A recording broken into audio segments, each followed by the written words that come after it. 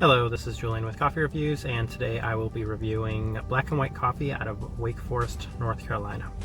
I'm currently at the Ponce Market in Atlanta, Georgia. I'm at the Spiller Park Coffee Shop, actually in the parking garage of the Ponce Market, and I'm going to be trying Black and White's natural blend. Let me go ahead and take a quick sip. All right, lots to unpack here. Let me talk really quickly about, I guess, black and whites and what's going on here. So this coffee, the natural, I believe I heard the barista telling me it's a half anaerobic washed Colombia, or a part anaerobic washed Colombia, another part natural Ethiopia. So it did pique my interest a little bit, and black and white is a really notable roaster that I actually jumped at the opportunity to discuss in this video. I'm going to be going to black and white. I'm actually making a special side trip to black and white just for their coffee.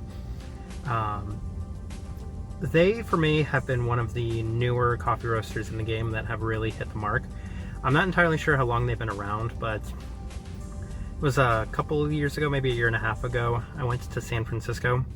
I tried black and white for the first time at the Fellow store, and I was pretty impressed. Ever since then, I've kind of been really into black and white. They have some really cool, really unique offerings.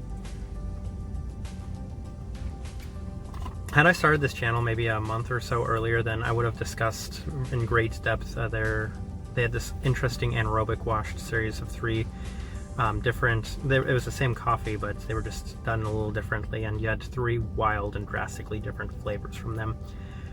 But we're just going to talk about black and white just a tiny bit right now, and this coffee specifically, as well as this coffee shop. So the coffee shop for me is going to get a recommend. I remember I came here specifically as my first stop in Atlanta because it's a food hall as well.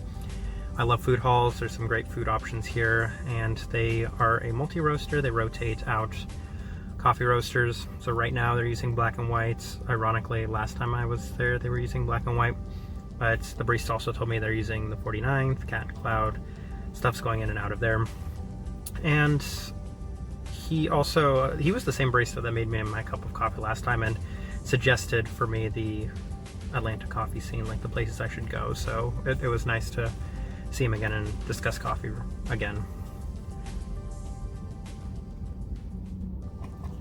Now again, I know it's a little different for me to get a blend, but this was just a great opportunity for me to kind of discuss black and white, and they're going to be, maybe, I'm not entirely sure if I'm going to be doing any of the local roasters here.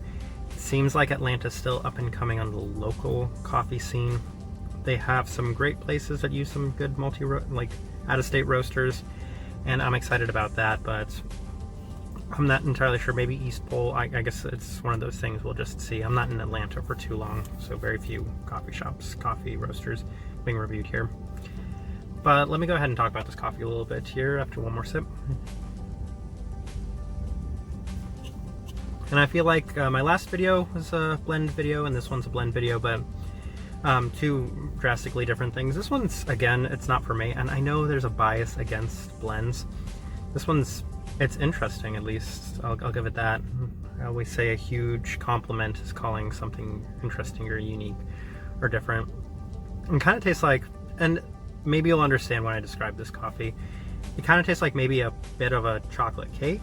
Maybe I do get a little bit of some grapes.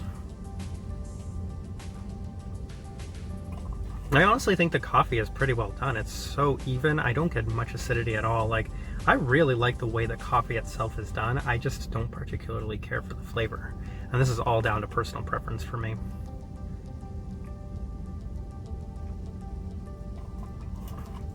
I think it is a testament again to how good black and white is. Black and white is again one of those places that's kind of pushing how good a coffee, how different a coffee roaster can be. Some of the stuff they're throwing out there is so bold and wild and crazy, and this one seems, again, bold, especially for a blend. I'll give them props to how it was made, and it's not a knock on them, not a knock on the coffee shop.